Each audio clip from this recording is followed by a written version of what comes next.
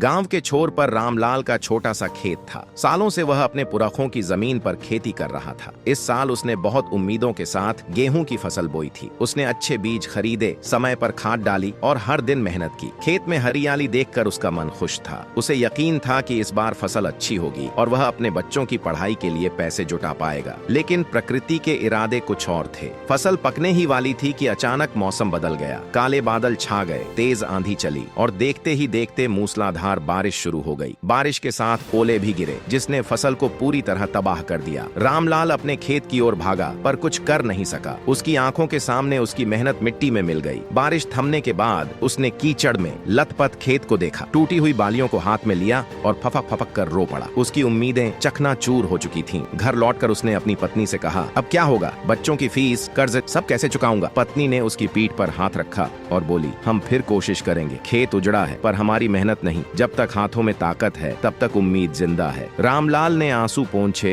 और गहरी सांस ली। अगले ही दिन वह फिर खेत में था, नई शुरुआत के लिए, फिर से सपने बोने के लिए।